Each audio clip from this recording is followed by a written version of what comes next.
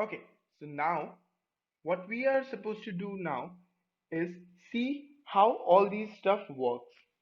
So basically, if you consider Web3, there are two main functions which leverages most of the things. So the main function can be a call and a send. So why these two functions? So basically, whenever you have a smart contract, you have only two things you need to be most considered about. One is read data. So what this does is reading data directly from the blockchain. Modify data. Modify data is basically modifying the contents in the blockchain, basically to change the state of a variable in the blockchain.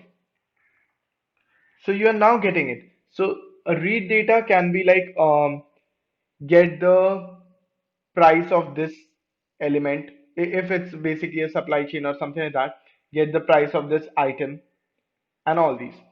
But if you want to pay for the price, or if you want to set a variable, you have to modify the data in the blockchain, and in the next block the state of that smart contract will change, of that specific variable will change. And as you know, if there are state changes, the hash totally changes. So you can consider it as a whole state change. So for these two things, what all does Web3 need? Okay, so basically, first you can see that there's a call. So call means calling to the blockchain and retrieving some answers from there. And it is free of cost, this one, the call thing. Whereas we have send transaction, you can call it as the send transaction. What it does, it basically gets into the blockchain and changes the state of some of the variables. It needs some ethers to do this. You can basically some kind of way, which is the gas.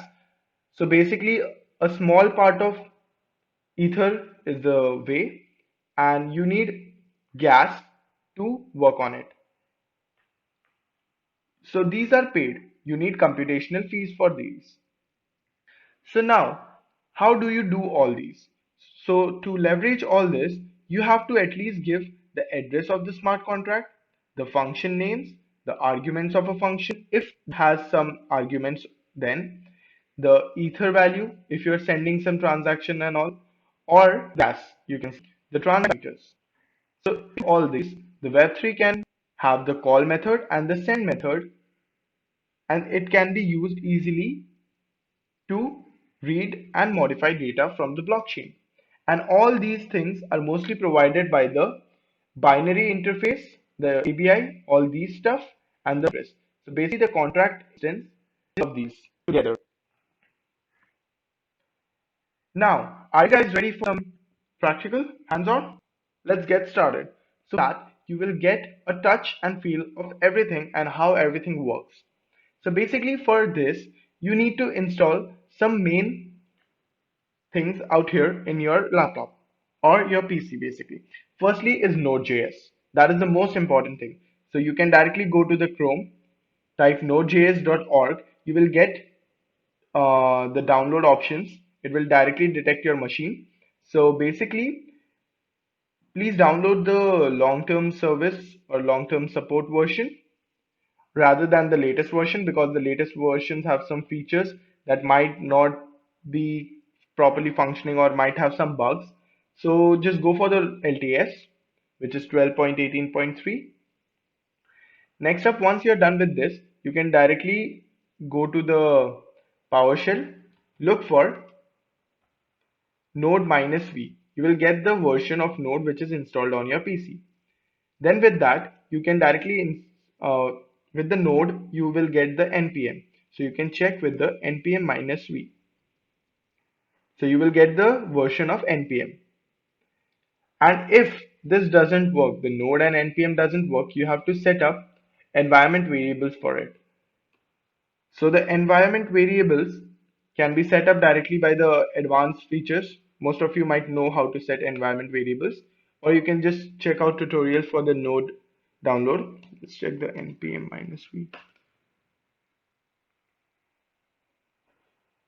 Okay, I guess there's some error with this, but yeah, it's properly installed on my PC though. So now what you can do next is you have to install this. Don't go for this thing, this Web3 right now. Install this npm Ganache package, Ganache CLI. So once you're installed with Ganache CLI, let me first tell you what is Ganache.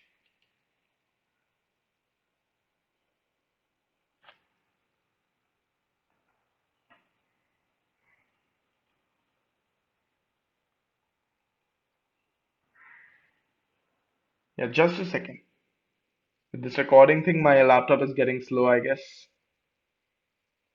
So Ganache is basically a personal blockchain for rapid Ethereum distributed application development. Basically, the application development, and the Ganache is basically a totally personal blockchain. It's on your side, it's on your local computer running.